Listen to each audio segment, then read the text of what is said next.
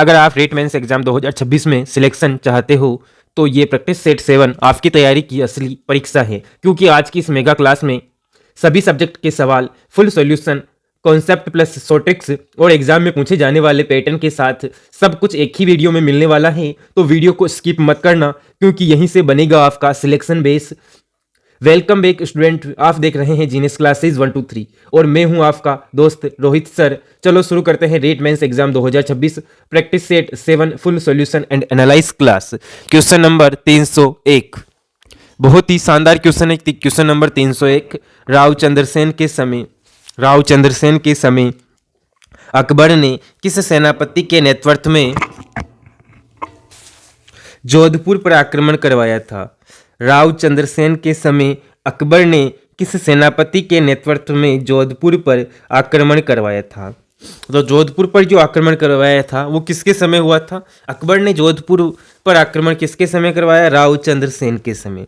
और किस सेनापति के नेतृत्व में जोधपुर पर आक्रमण करवाया था? तो शाही सता खां, हुसैन कुली खां, मुस्तफ़ा रूमी खां, अब्दुल शेख सरहिंद। तो क्या हो जाएगा राइट आंसर? तो ये हो जाएगा हुसैन कुली खां हो जाएगा। इसने जो है जोधपुर पर आक्रमण किया था राव चंद्रसेन के समय। आगे बात करते हैं। नेक्स्ट क्वेश्चन जो है बहुत ही शानदार क्वेश्चन है। खेजड़ली गांव की घटना किसके समय घटित हुई? खेजड़ली गांव की घटना किसके समय घटित हुई? यानी खेजड़ली जो गांव है उसकी जो घटना है वो किसके समय घटित हुई थी? खेजड़ली गांव की जो घटना है वो किसके समय घटित हुई थी साथियों? अजीत सिंह, अभय सिंह, जसवंत सिंह, मान सिंह। क्या हो जाएगा? खेजड़ली गांव की जो घटना है वो किसके समय घटित हुई? तो वो जो है आपके अभय सिंह के समय घटित हुई थी। खेजड़ली गांव की घटना अभय सिंह के समय घटित हुई थी साथियों।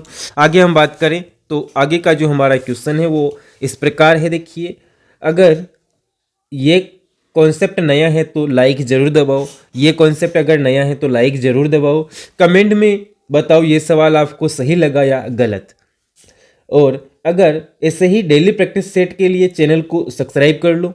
ऐसे ही डेली प्रैक्टिस सेट के लिए आप चैनल को एक बार सब्सक्राइब कर लो। आगे बात करते हैं हम नेक्स्ट क्वेश्चन की। तो मारवाड़ के किस शासक के समय हीराबाड़ी का युद्ध हुआ था? मारवाड़ के किस शासक के समय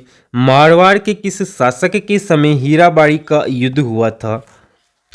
राव गंगा, राव मालदेव, सूरसिंह, अजित सिंह। मारवाड़ के किस शासक के समय हीराबाड़ी का युद्ध हुआ था? तो राव मालदेव के समय हुआ था। किसके समय हुआ था? राव मालदेव के समय हीराबाड़ी का युद्ध हुआ था। आगे बात करते हैं नेक्स्ट क्वेश्चन की, जो बहुत ही शानदार है। देबारी समझौते में मारवाड़ से प्रतिनिधित्व किसने किया? देबारी समझौते में मारवाड़ से प्रतिनिधित्व किसने किया?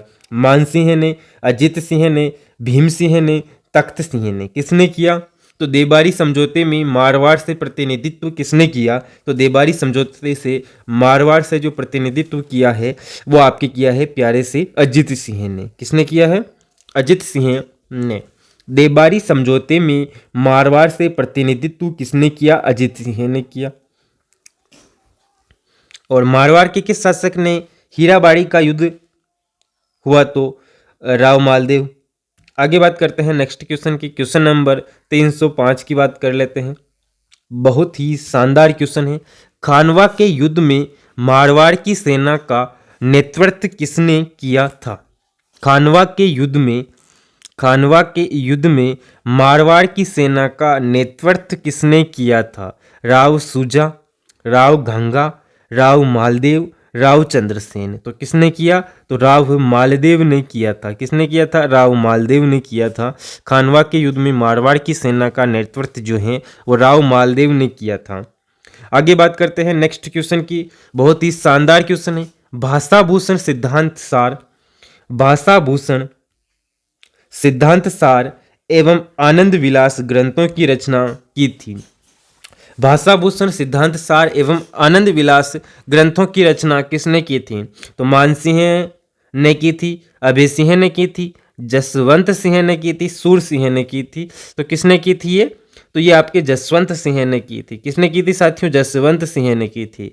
भाषाभूषण, सिद्धांत सार, आनंद विलास ग्रंथों की रचना जसवंत सिंह द्वारा की गई थी साथियों, जसवंत सिंह द्वारा की गई थी।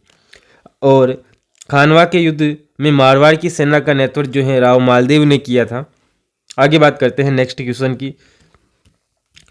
बहुत ही शानदार क्वेश्चन है साथियों, बहुत ही मज़ेदार क्वेश्चन है। एक बार अभी तक आपने चैनल को सब्सक्राइब नहीं किया तो चैनल को जरूर सब्सक्राइब कर दें और वीडियो को लाइक जरूर करें।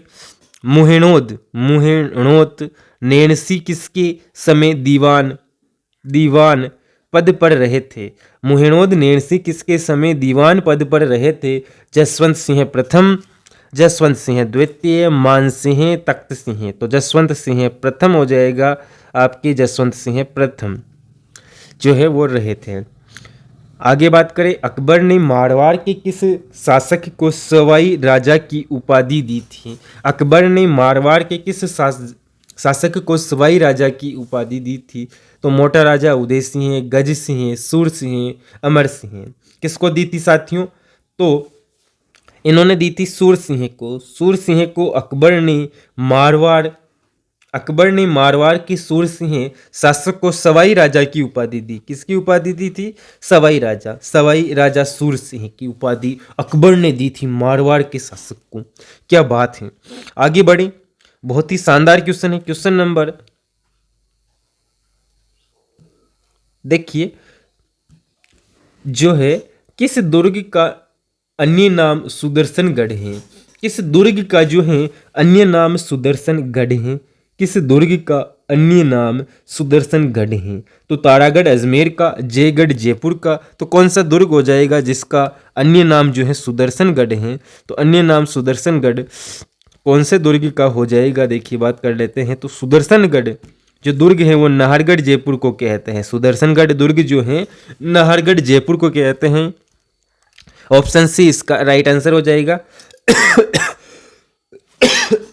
आगे की बात करें तो क्वेश्चन नंबर 310 की बात कर लेते हैं। राजस्थान का कौन सा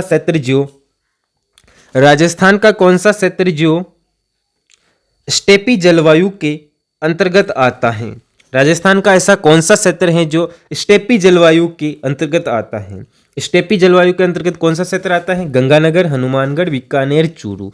गंगानगर, हनुमानगढ़, बीकानेर, चूरू, प्रतापगढ़, चित्तौड़गढ़, कोटा, बूंदी, जालोर, पाली, जोधपुर, नागौर, उदयपुर, डूंगरपुर, बांसवाड़ा। तो कौन सा क्षेत्र ऐसा है जो स्टेपी जलवायु के अंतर्गत आता है? तो स्टेपी जलवायु की बात कर लेते हैं। तो जोधपुर, जालोर, पाली, जोधपुर, नागौर। जालोर, पाली, जोधपुर, नागौर जो है ये क्षेत्र आता है आपके। कौन सा क्षेत्र आता है? जोधपुर, नागौर, जालोर, पाली ये क्षेत्र आपके आता है। क्वेश्चन नंबर 10, राजस्थान का कौन सा क्षेत्र स्टेपी जो जलवायु है उसके अंतर्गत आता है? स्टेपी जलवायु। तो जालोर, पाली, जोधपुर, नागौर। आगे बात कर लेते हैं क्वेश्चन नंबर 311 की। बहुत ही शानदार क्वेश्चन है। थॉर्नवेट के वर्गीकरण के अनुसार राजस्थान के कौन से जिले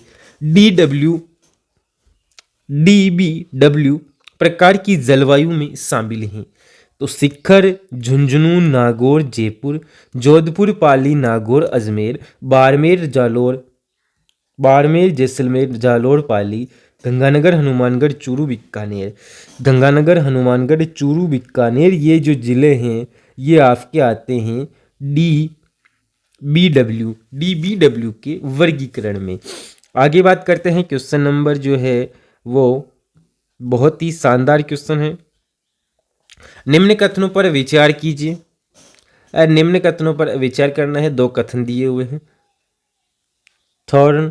थॉर्नवेट द्वारा राजस्थान की जलवायु को 4 भागों में विभाजित किया गया है। थॉर्नवेट द्वारा राजस्थान की जलवायु को 4 भागों में विभाजित किया गया है। CAW, DAW, DBW, EAD। Koppen द्वारा राजस्थान की जलवायु को 4 भागों में विभाजित किया गया है। AW, BSHW, CAW, BWH सत्य कथन है। तो कौन सा सत्य कथन हो जाएगा? केवल एक क्या हो जाएगा? पहला कथन असत्य है। पहला जो कथन है वो आपके सत्य हो जाएगा। पहला कथन सत्य है, दूसरा असत्य है। थॉर्नवेट द्वारा राजस्थान की जलवायु को 4 भागों में विभाजित किया गया है, CAW, DAW, DBW, EAD।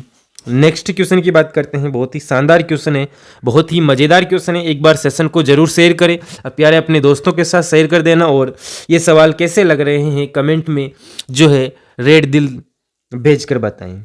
आगे बात करते हैं नेक्स्ट क्वेश्चन की। बहुत ही शानदार क्वेश्चन लेकर आए हैं प्यारे साथियों। रेट एग्जाम पार कराने वाले क्वेश्चन है, बीच में छोड़ने वाले बिल्कुल भी नहीं है। इनकी ट्रिक्स भी हम दे रहे हैं। निम्न कथनों पर विचार कीजिए। निम्न कथनों पर क्या कीजिए? विचार कीजिए। निम्न कथनों पर क्या करना है? आपको विचार करना है। गेब सागर झील, कायलाना झील, तालाबशाही झील, कछोर झील, कावोद झील। गेब सागर झील, कायलाना झील, तालाबशाही झील, कछोर झील, कावोद झील हैं। निम्न में से खारे पानी की झीलें नहीं हैं। निम्न में से जो खारे पानी की झीलें नहीं हैं वो आपको बतानी है। तो हम बात कर लेते हैं खारे पानी की झीलों की। तो प्यारे साथियों 1, 2, 3 जो है खारे पानी की झीलें नहीं हैं। गेब सागर, कायलाना और तालाबशाही। कछोर और कावोद झील जो है खारे पानी की झील हैं। आगे बात करते हैं साथियों नेक्स्ट क्वेश्चन की। बहुत ही शानदार क्वेश्चन है, धमाकेदार क्वेश्चन है, मजेदार क्वेश्चन है। तो क्वेश्चन नंबर 314 की बात कर लेते हैं। देखिए बहुत ही क्वेश्चन नंबर 314 क्या बोलता है? सूची 1 को सूची 2 से सुमेलित कीजिए तथा नीचे दी गई कुट का प्रयोग करते कर सही उत्तर चुनिए। अब बात करते हैं हम सूची 1 को सूची 2 से क्या करना है? सुमेलित करना है साथियों। तो देखिए त्रिवेणी संगम और स्थल दिए हुए हैं, बनास, बांडी और मानसी। बनास, बांडी और मानसी।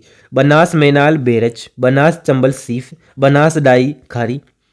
देवधाम, रामेश्वर घाट, राजमहल, बीकोद। स्थलों की बात हो रही है, इधर त्रिवेणी संगम है। 3 नदियों के संगम को हम त्रिवेणी संगम बोलते हैं। 3 नदियों के संगम को त्रिवेणी संगम बोलते हैं। तो बात करें बनास, बांडी और मानसी, इनका हो जाएगा देवधाम। क्या हो जाएगा? देवधाम।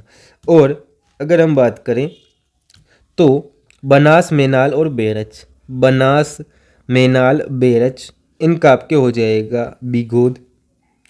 बनास, चंबल, सीफ। बनास, चंबल, सीफ जो है रामेश्वर घाट, सवाई माधोपुर। और बनास, डाई और खारी जो है ये आपके हो जाएगी राजमहल। तो बनास, बांडी और मानसी देवधाम हो जाएगा। बनास, मैनाल और बेरच जो है वो बिघोद हो जाएगा। बनास, चंबल और सीप जो है वो आपके हो जाएगा रामेश्वर घाट। और बनास, डाई और खारी जो है वो हो जाएगा राजमहल। इसी प्रकार हम आगे की ओर बढ़ते हैं साथियों। आगे की ओर बढ़ते हैं तो हमें मिलता है श्यामपुरा वे भाट नहर निकलती हैं। आगे की ओर बढ़ते हैं तो हमें मिलता है शामपुरा और भाट नहर जो निकलती हैं उनके बारे में कुछ बेसिक जानकारी बात कर लेते हैं इनकी भी। श्यामपुरा एवं भाट नहर निकलती हैं। श्यामपुरा एवं भाट नहर जो है निकलती हैं तो राजसमंद झील, पिछोला झील, फतेह सागर झील, जयसमंद झील। तो ये दोनों जो नहरें हैं वो आपके कौन सी झील से निकलती हैं? तो जयसमंद झील से निकलती हैं प्यारे साथियों। जयसमंद झील हो जाएगा। कौन सा? सुमेलित नहीं है। अब अपने जो कथन दिए हुए हैं उनमें से सुमेलित नहीं है वो बताना है। नदी और सहायक नदी दी, बनास की कोठारी, माही की सांगी, ये गलत हो जाएगा। ऑप्शन बी इसका राइट आंसर हो गया, सही सुमेलित नहीं है। चंबल, पार्वती, ठीक है। तो बनास, कोठारी, चंबल, पार्वती और माही सांगी नहीं है, ये आपके राइट आंसर हो जाएगा ऑप्शन बी। आगे बात कर लेते हैं नेक्स्ट क्वेश्चन की। नेक्स्ट क्वेश्चन की और ऐसे ही मजेदार क्वेश्चन देखने के लिए चैनल को अभी सब्सक्राइब कर देना साथियों। लूनी और सूखड़ी, तो ये भी सही है, वो रॉन्ग था, हो गया। त्रिवार्थ ने पूर्वी राजस्थान को किस जलवायु प्रदेश में सम्मिलित किया?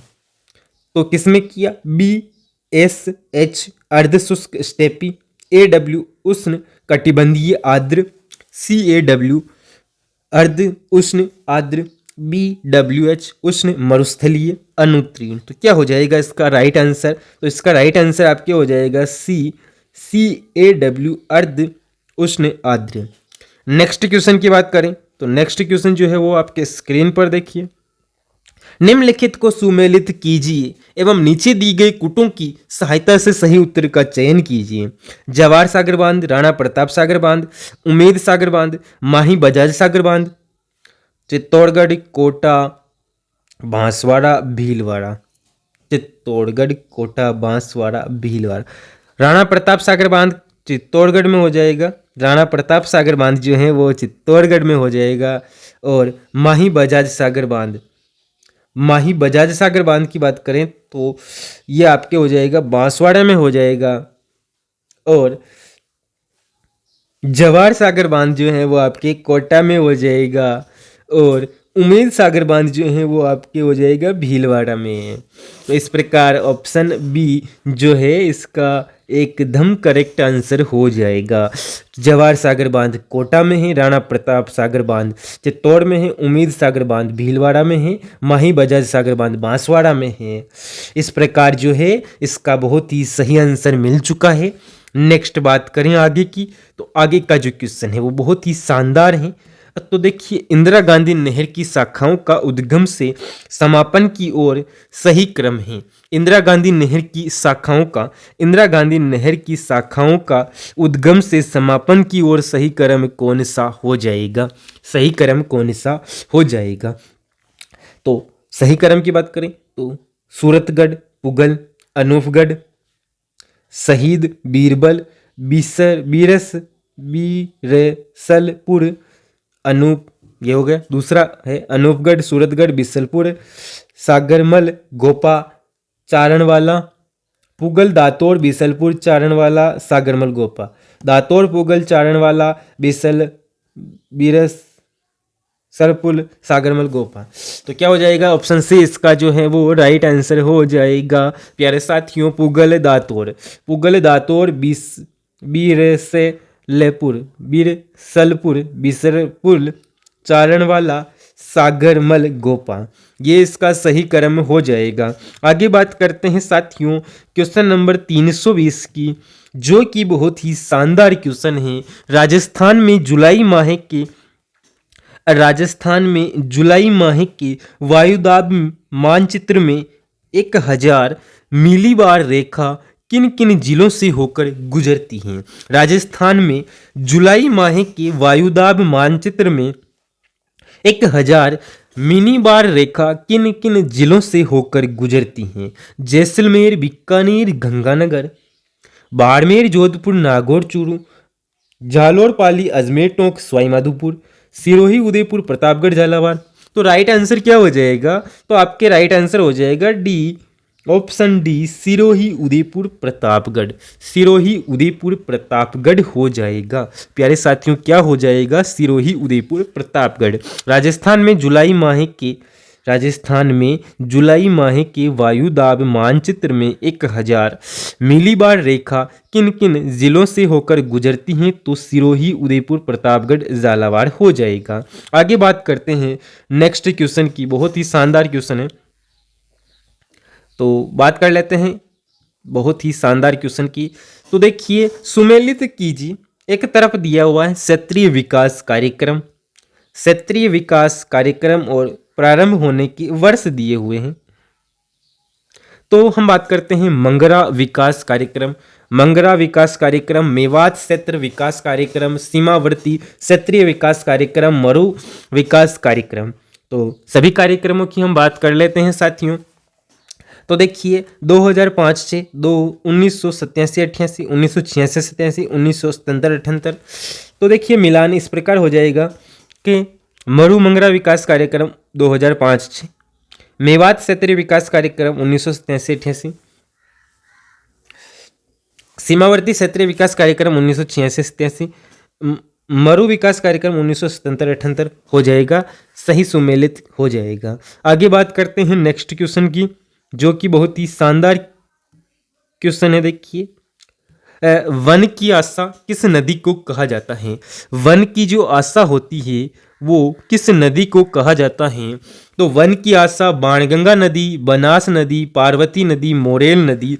तो वन की आशा बनास नदी को कहा जाता है साथियों। कौन सी नदी को कहा जाता है? बनास नदी को कहा जाता है। आगे हम बात करते हैं तो नवनेरा बैराज का संबंध है?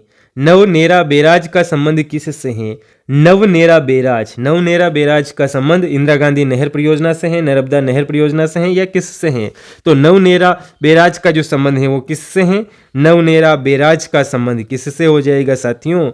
तो नवनेरा जो बैराज हैं उसका संबंध आपके पूर्वी राजस्थान नहर परियोजना से है। पूर्वी राजस्थान नहर परियोजना से जो है उसका संबंध हो जाएगा। आगे बात करें हतमती और जायजम नदी किसकी सहायक नदी हैं? हतमती और याजम नदी किसकी सहायक नदी हैं? साबरमती, कोठारी, मेज, पार्वती। तो क्या हो जाएगा? साबरमती नदी की जो है सहायक नदी है। आगे बात करते हैं कातली नदी का उद्गम कहाँ से होता है? कातली नदी का जो उद्गम है वो आपके कहाँ से होता है? तो कहाँ से होता है? सेवर की पहाड़ियाँ, खंडेला की पहाड़ियाँ, उदय नाथ की पहाड़ियाँ, गोगुंदा की पहाड़ियाँ। तो खंडेला की पहाड़ियों से कांतली नदी का उद्गम होता है। खंडेला की पहाड़ियों से कांतली नदी का क्या हो जाता है? उद्गम हो जाता है। आगे बात करते हैं तो सुमेलित कीजिएगा। निम्न को क्या कीजिए? सुमेलित। नदी दी हुई है और सहायक नदी दी हुई है, तो इनको क्या करना है? सुमेलित करना है। तो जल्दी से प्यारे साथियों सुमेलित कर देते हैं। पहले का हो जाएगा आयर नदी की जो सहायक नदी है वो ओराई नदी है, बनास की मोरेल है, चंबल की जवाई है, लूनी की पार्वती है। बस क्या है इनमें? सेम हो जाएगा। आयर नदी, ओराई नदी, बनास, मोरेल नदी, चंबल जवाई नदी, लूनी पार्वती नदी है। आगे बात करते हैं नेक्स्ट क्वेश्चन की, जो कि बहुत ही शानदार क्वेश्चन है साथियों। निम्न को सुमेलित कीजिए। क्या कीजिए? निम्न को सुमेलित कीजिए। किला दिया हुआ है और अवस्थित नदी संगम दिए हुए हैं। अवस्थित नदी गागरोन, भैंसरोड़गढ़, चित्तौड़गढ़, मनोहर थाना। अब बात करते हैं चित्तौड़गढ़ जो है गंभीरी और बेरज, इसमें भी सेम हो जाएगा।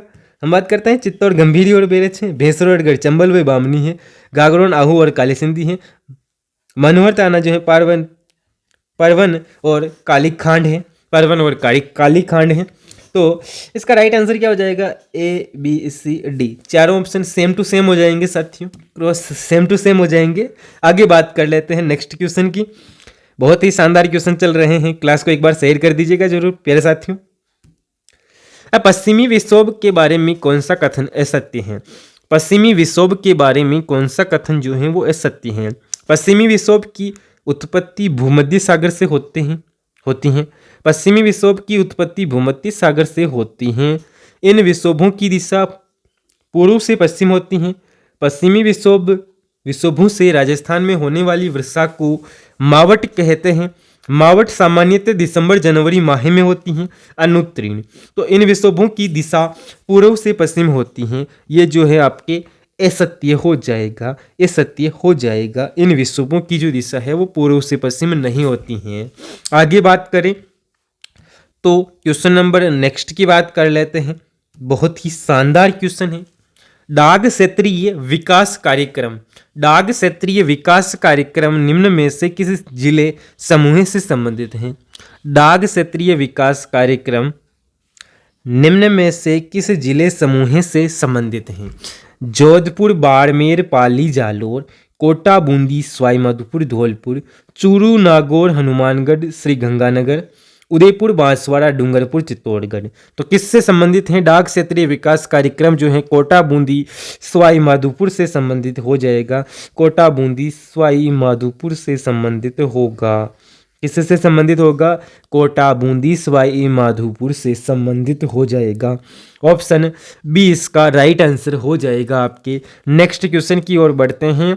तो क्वेश्चन नंबर जो है बहुत ही शानदार क्वेश्चन है, बहुत ही मज़ेदार क्वेश्चन है।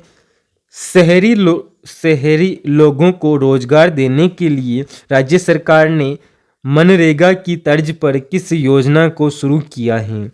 शहरी लोगों को रोजगार देने के लिए राज्य सरकार ने मनरेगा की तर्ज पर किस योजना को शुरू किया है?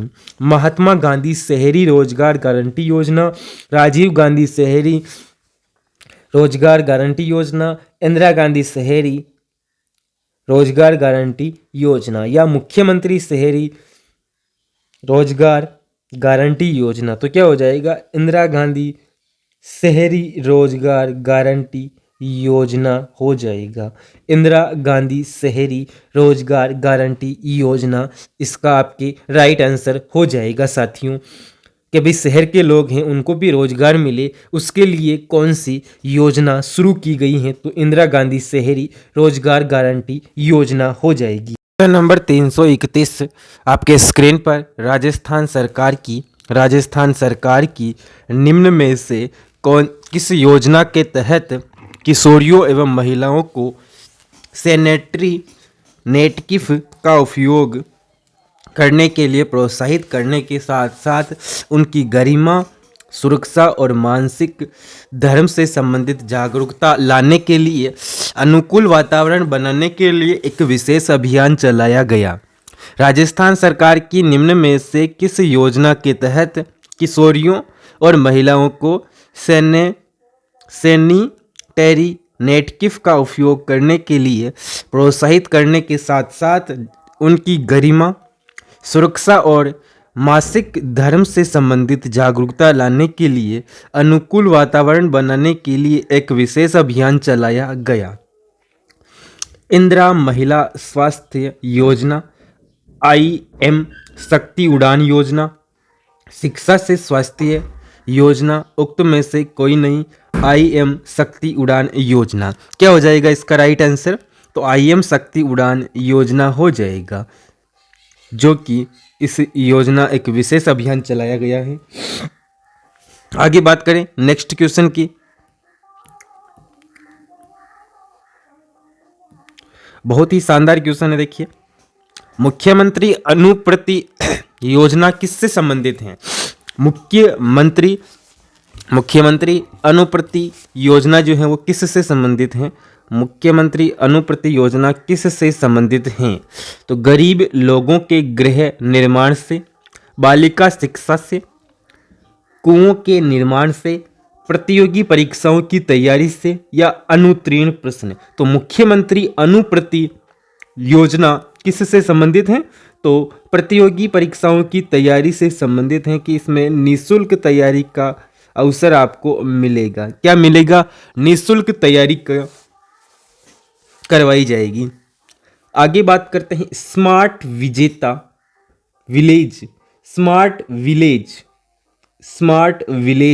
योजना प्रारंभ की गई थी।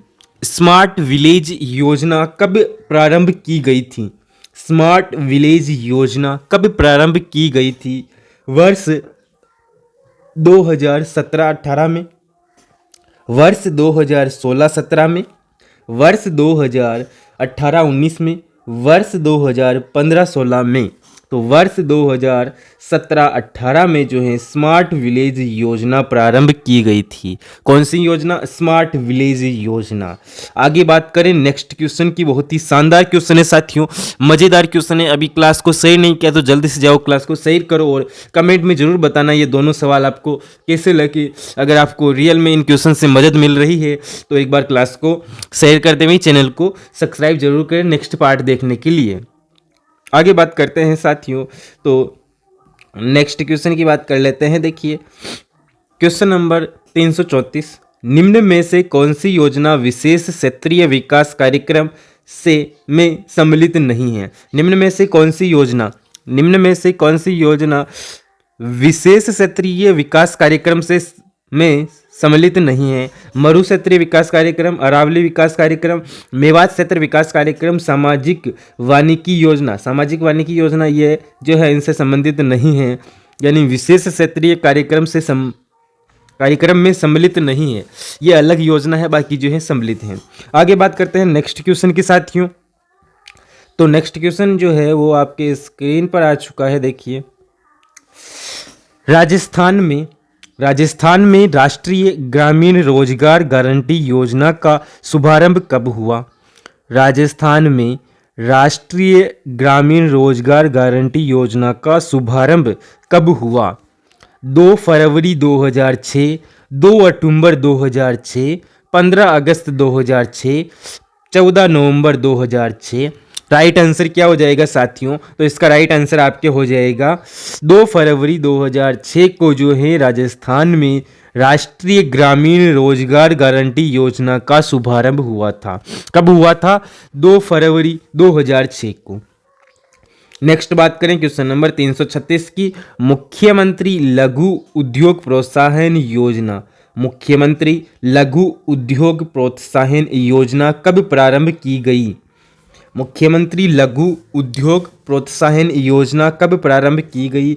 दिसंबर 2019, दिसंबर 2020, दिसंबर 2021, इनमें से कोई नहीं या अनुत्तीर्ण। तो क्या हो जाएगा इसका राइट आंसर साथियों? तो इसका राइट आंसर आपके हो जाएगा ऑप्शन ए, दिसंबर 2019। कब की गई? मुख्यमंत्री लघु उद्योग प्रोत्साहन योजना कब प्रारंभ की गई? तो दिसंबर 2019 में प्रारंभ की गई। मुख्यमंत्री लघु उद्योग प्रोत्साहन योजना दिसंबर 2019 में प्रारंभ की गई। आगे बात करते हैं नेक्स्ट क्वेश्चन की। नेक्स्ट क्वेश्चन जो आपके स्क्रीन पर आ चुका है, जागृति बैंक डोर टू वर्क योजना का संबंध है। जागृति बैंक डोर टू वर्क योजना का संबंध है तो दिव्यांगजनों के रोजगार से नशे में लिप्त व्यक्तियों को नशा मुक्ति हेतु भिक्षुकों के कल्याण ने उन्हें पुनर्वास प्रदान करने हेतु, विवाहित महिलाओं को रोजगार प्रदान करने हेतु। तो जागृति बैंक डोर टू वर्क योजना जो है, जागृति बैंक डोर टू वर्क योजना जो है महिलाओं, विवाहित महिलाओं को रोजगार प्रदान करने के लिए, विवाहित महिलाओं को रोजगार प्रदान करने के हेतु चलाई गई एक योजना है। आगे बात करें नेक्स्ट क्वेश्चन की। तो नेक्स्ट क्वेश्चन जो है वो आपके स्क्रीन पर आ चुका है साथियों। तो देखिए बहुत ही शानदार क्वेश्चन है। डाक क्षेत्र विकास कार्यक्रम कब शुरू किया गया था? डाक क्षेत्र विकास कार्यक्रम कब शुरू किया गया था? डाक क्षेत्र विकास कार्यक्रम कब शुरू किया गया था? 1985 से 86, 1987 से 1988, 2005 से 2006, 2003 से 2004। तो डाक क्षेत्र विकास कार्यक्रम कब शुरू हुआ? तो डाक क्षेत्र विकास कार्यक्रम जो है 2005-06 ईस्वी में शुरू हुआ, 2005-06 में शुरू हुआ। आगे बात करें नेक्स्ट क्वेश्चन की। तो मेवात क्षेत्रीय विकास कार्यक्रम वित्त पोषित है। मेवात क्षेत्रीय विकास कार्यक्रम वित्त पोषित हैं तो केंद्र सरकार द्वारा, राज्य सरकार द्वारा, केंद्र एवं राज्य सरकार संयुक्त रूप से विदेशी सहायता से या अनुत्तीर्ण प्रश्न। तो मेवात क्षेत्र विकास कार्यक्रम वित्त पोषित है तो राज्य सरकार द्वारा। किसके द्वारा? राज्य सरकार द्वारा।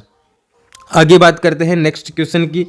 तो नेक्स्ट क्वेश्चन जो है वो आपके स्क्रीन पर है, देखिए। मिशन ओलंपिक 2028, मिशन ओलंपिक 2028 के तहत ओलंपिक में भाग लेने के लिए कितने प्रभावशाली युवाओं को विश्व स्तरीय सुविधा उपलब्ध कराई जाएगी? मिशन ओलंपिक 2028 के तहत ओलंपिक में भाग लेने के लिए कितने प्रभावशाली युवाओं को विश्व स्तरीय सुविधा उपलब्ध करवाई जाएगी? इसका आंसर देख लेते हैं। तो इसका जो आंसर है वो आपको ऑप्शन के हिसाब से ही देना है। तो 50 कितने हो जाएंगे? 50 हो जाएंगे। ऑप्शन सी इसका राइट आंसर हो जाएगा 50। आगे बात करते हैं नेक्स्ट क्वेश्चन की। बहुत ही शानदार क्वेश्चन है, बहुत ही मजेदार क्वेश्चन है। डे केयर पैकेज को किस योजना से जोड़ा गया? डे केयर पैकेज को किस योजना से जोड़ा गया? अनुप्रति कोचिंग योजना, लाडो प्रोत्साहन योजना, मुख्यमंत्री आयुष्मान आरोग्य योजना, प्रधानमंत्री मातृवंदना योजना, अनुत्तीर्ण प्रश्न। तो डे केयर पैकेज को किस योजना से जोड़ा गया? तो मुख्यमंत्री आयोग्य योजना, क्या हो जाएगा? मुख्यमंत्री आयुष्मान आरोग्य योजना से जोड़ा गया डे केयर पैकेज को। आगे बात करते हैं नेक्स्ट क्वेश्चन की, जो बहुत ही शानदार क्वेश्चन है, मजेदार क्वेश्चन है साथियों, और बहुत ही लाजवाब क्वेश्चन है। बालिका महिला से छेड़छाड़ व अपराध के प्रभावी रोकथाम के लिए कौन सी योजना प्रारंभ की गई? बालिका महिलाओं से छेड़छाड़ व अपराध के प्रभावी रोकथाम के लिए कौन सी योजना प्रारंभ की गई? लाडली सुरक्षा योजना, रानी लक्ष्मीबाई आत्मरक्षा योजना, लाडो प्रोत्साहन योजना, मातृशक्ति योजना। तो कौन सी योजना प्रारंभ की गई है इनमें से? तो लाडली सुरक्षा योजना प्रारंभ की गई है। कौन सी? लाडली सुरक्षा योजना प्रारंभ की गई है। बालिका महिलाओं से छेड़छाड़ व अपराध के प्रभावी रोकथाम के लिए कौन सी योजना प्रारंभ की गई? तो लाडली सुरक्षा योजना प्रारंभ की गई। लाडली सुरक्षा योजना प्रारंभ की गई।